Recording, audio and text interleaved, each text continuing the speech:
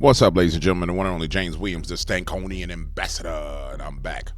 Listen, I hope you guys enjoyed your holiday weekend. I decided not to do much anything but relax my nerves and chill, but I'm back.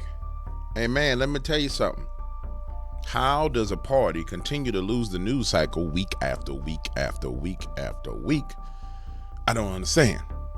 But Kamala Harris goes into her interview, which is supposed to be the bestest, most nicest, most greatest interview since sliced bread, and bombs out. And is utterly decimated on all fronts. Because she sucks as a presidential candidate. I'm sorry. I mean, like, you shouldn't want this woman to be your president.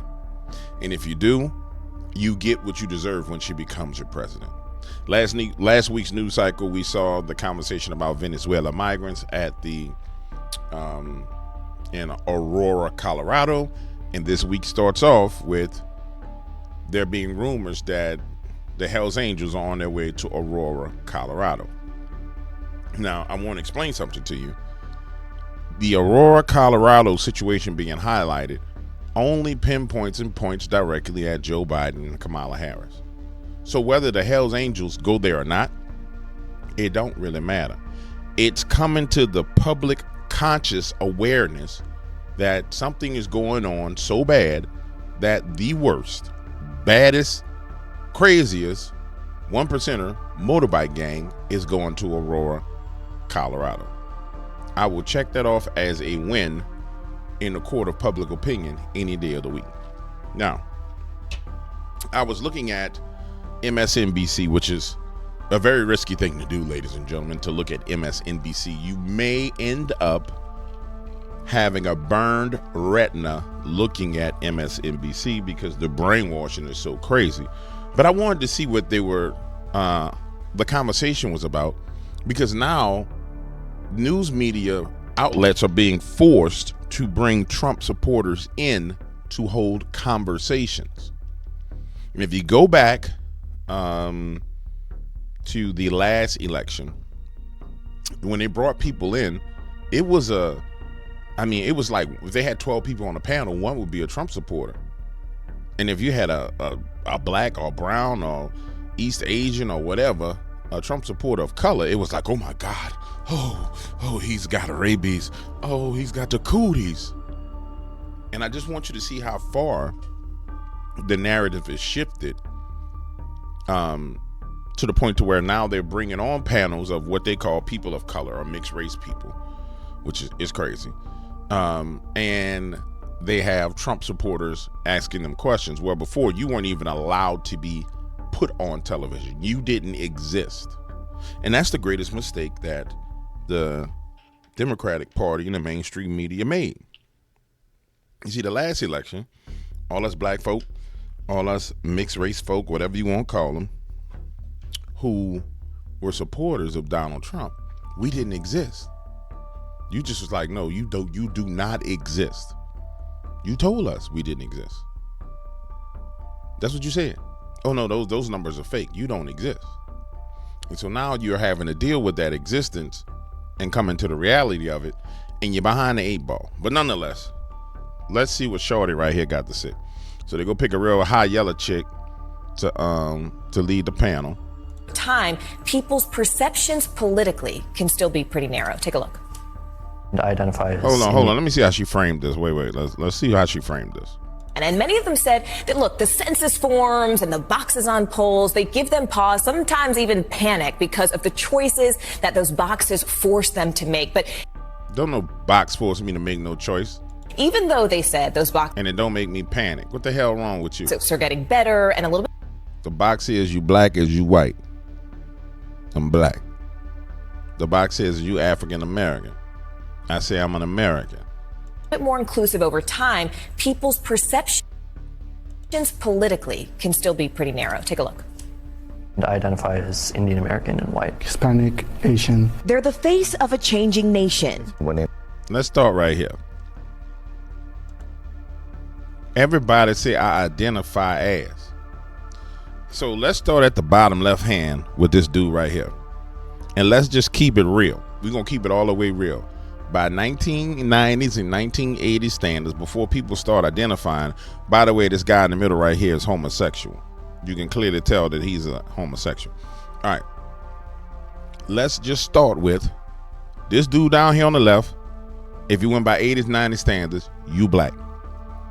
This dude down here in the middle with the green shirt, you Mexican. This lady over here, you high yellow black. This lady over here, you Mexican. Your ass Mexican in the middle, and you's Mexican as well. Now, you can mix it up and call it whatever you want, identify as whatever you want. But old school back in the day, that's just what you was. When somebody saw you, oh no, he like, well, I'm from Dominican Republic. Nah, Negro, you black. Point blank, period. Now, when we move the Overton window and we start getting into how people identify, when you get to choose to identify a certain kind of way, then I get to choose to tell you I don't accept the way you identify. Because I came up in an environment where it was, hey man, you showed up, you black, you black. Unless you had a different accent, unless you spoke a whole nother language completely and didn't speak no English, you was black. So the problem that Kamala Harris is running to is she's moved into an environment where everybody can identify all these things. I'm this, I'm that, I'm this, I'm that. Okay, and she chose her identity. She said what she was, and people get a chance to reject it. Is Indian American and white. Hispanic, Asian. They're the face of a changing nation. When anybody asks, I just say I'm black and Puerto Rican. All my grandparents are from a different ethnic background. Multiracial Americans are now the fastest growing racial or ethnic group in the country over the last decade. Now, that's not a problem for me being from Louisiana, because that's how Louisiana been my whole life. So what's happening right now is the United States, due to the fact that they opened up the borders for the past damn near 20 years, everybody is mixing and mingling. And you're bringing in mix and mingle people over here. But this is what we've been in Louisiana. And it's not a bad thing. If you have a respect for your neighbor, it's not a bad thing at all, because you're going everybody mixed up. You know it don't matter. And their voting power will be significant. In 6 battleground states, the population with 2 or more races has surged by more than 200%, including here in North Carolina's Mecklenburg County. Can you raise your hand if you are a Republican, Democrat, Independent? Now, let's establish the fact that you didn't have no, if you go back 5 years ago, they didn't have no Republicans of color on nothing. No color in their skin. They wouldn't let you on TV. Does the way that you identify racially impact your politics, or specifically how you plan to vote this election? Absolutely. How so? I'm not going to That's a Democrat. lend my support behind someone who does not support people who look like me. I don't think. Now, how do you look? You real confusing. How the hell do you look? Look like if you identify as she said her parents, her grandparents was all different races. So you was a mutt. So how you supposed to support a mutt? For real. People who look like mutts. I'm just keeping it real. That's the dumbest thing on the planet. He sees me as who I am. Former President No, everybody sees you for who you are, brother. I see you for who you are. The way I see you it sees me for who I am. I see you for who you are, my friend. Don't worry about it. You're going to be all right. Everybody sees you for who you are. Support people who look like me. I don't think he sees me as who I am. Former President Donald Trump. Yes. And what about the rest of you? I just don't think that Kamala Harris has anything vested in the air finger quote black or Hispanic experience in so much as it would be identified by anybody that lives in those communities. You're saying you don't think that she can help black or brown people? No, I mean, going to Howard don't. You like how she tried to shift his narrative? So you don't think she can help? Nah, he said exactly what he meant to say. She got nothing invested, meaning she ain't like them. Make you black. A conversation that quickly... You're saying you don't think that she can help black or brown people? No, I mean, going to Howard don't make you black. A conversation that quickly turned to this moment in a July interview at the National Association of Black Journalists. I didn't know she was black until a number of years ago when she happened to turn black, and now she wants to be known as black. So I don't know, is she Indian or is she black? What did you think when you heard those comments? Highly offensive. I mean, I think probably every multiracial, mixed race, biracial person has had the experience of someone else telling them that they are not something enough. I think it's kind of triggering, right? Okay. So the angle is, because you got trauma, because your parents is all, because you by mixed race or whatever the hell they tell you, or you got trauma, that nobody can address the fact that that woman ain't black. And so it's like, oh, it's insensitive because, you know, I've been told in my past that I'm not sure what I am. Well, how about me? How about me? I was told I was so black that I was purple. I was told I was so black that if they turn off the lights, all they could see is my eyes. And if I close my eyes, I became a ghost. So am I gonna run around and everything, my whole life is, all my voting decisions are gonna be based on the fact that somebody made me feel uncomfortable? Ooh, I'm so scared. Ooh. Is that how we're supposed to make our decisions for the future of our nation, for our grandchildren? Based on your feelings and your emotions? Yeah, I'm sensitive to that. No, grow up. It's crazy. I think it is impossible. Boy, you look weak. To be biracial in America. And I think that it requires that you're covering all bases at all times. And it requires constant recognition of both identities. And I think when Donald Trump says stuff like that about Kamala Harris and implies that she's like picking a race for political advantage. She did pick a race for political. Boy, you's dumb. Just like you get to pick a race. You can walk into a room and be like, yeah, I'm white. You can slide away with it. You know what I'm saying? I wouldn't let you off with it. But you could pick a side. You could get into the racial draft. I mean, like, you'll be a racial draft all-star. But this whole concept that these realities don't exist, that people don't choose to identify with a certain racial ethnicity when it's beneficial to them, is dumb and stupid.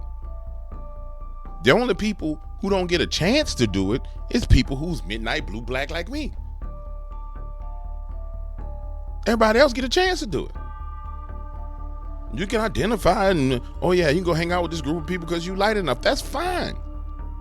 So now you gonna sit here and say, yeah, I feel bad about my advantage that I got, I'm a transformer, or ethnicity transformer.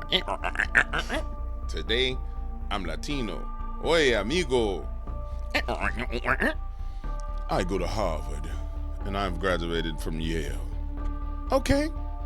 This is the craziest thing that killed me.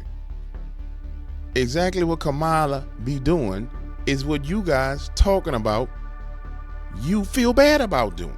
Or that you feel bad that someone points out that you do. It's crazy. And so now, because mixed race people are becoming a large segment of the voter bloc, now they have to be traumatized and made to feel bad so they can vote for the Democratic Party. Hey, come over here, all you mixed race people. You mixed with black and more black. You can't be here. Get your nigger ass out of here. You over there, you're mixed with white and more white. We don't need you either. We need, bring in the Latinos, mixed with the Venezuelans, mixed with the Asians, sprinkling a little Negro in there. And now, oh, y'all come over here. Come over here. Yes, I'm Liberal James. I'm the leader of the Democratic Party. Liberal James wants you to know something. See all those other races of people. See the Negroids over there, the Caucasoids over there. They don't like you because you're not like them. You saw what happened to Drake just recently. You saw what Kendrick Lamar did to Drake. That's what they're doing you. They're Kendrick Lamaring you, but you have voting power. And if you want to change this, vote for Kamala Harris. That's what they're doing. It's tapping into an incredibly familiar sentiment that I think everyone on this panel can understand. Everybody can understand their feelings been hurt. Marie and Adul. The only person that didn't agree with that was this dude right here. With this sitting here, this boy right here, the brother sitting in the front, the bald head. Look at him, he's looking at her like a lion. Like he about to chew her head off. As Trump supporters, when you heard that comment, as mixed people, how did it register with you? Well, my first thought was, that wasn't very well thought out. At the same time, though, when I heard it, I didn't hear it as an attack on blacks or Indians. I heard it more so of him commenting towards identity politics and the appeal that some take to play up one side of their race over the other. Adol, I see you nodding your head. I agreed with him. I didn't know she identified as black because everything I saw was first South Asian, first Indian. There's none of that identified as black. Regardless of her parents, I mean, she was born in this country and she identifies as a black person in this country in an American way, in a uniquely American. You can't see, now that's insulting. Regardless of her parents, she identifies as black, and that's why the woman ain't gonna get no black vote. So, based on her logic, ladies and gentlemen, my mama was born and raised in Mississippi. My daddy was born and raised in Mississippi. I identify as white. Now, if we go by her logic, I'm white. I'm White James. Now, White James ain't gonna talk no different than Black James. But for moving on, for the rest of these videos today, I'm White James. Because this is what we can do. We can just identify as being anything we want. I wonder if White James can go change his driver's license to say that he's white instead of black. Nah, I don't have the privilege of doing that because my skin not light enough to get away with it. So what you're saying to me is because her skin is just dark enough, she can identify as to what she wants to be, which reinforces what Donald Trump was saying. He don't know what she is. Because she says she's Asian, then she says she's black. And see, I'm gonna tell you something. This is what the Democratic Party and the media really messes up. Because see, you roll this stuff out towards black people like we dumb. And it's insulting. And you're gonna pay a price for insulting people. Watch this election. You're gonna pay a severe price for insulting the intelligence of black people. Because the one thing that the most ghetto project, flip-flop, bonnet-wearing project person, all the way up to the most prestigious, well-educated black person can understand, is what it means to truly be black in America. Everybody understands what it means. Now, they understand what it means within the context of the sphere of influence that they're in, but they understand what it truly means because it's an experience that they live. So you don't get to fake that experience because you went to HBCU, because there was experiences that you had from your youth. So all I'm gonna say to you is, I wish y'all luck in this election, because the more of this I see, the worse off it's gonna be for you, boy. Ain't nobody voting for you.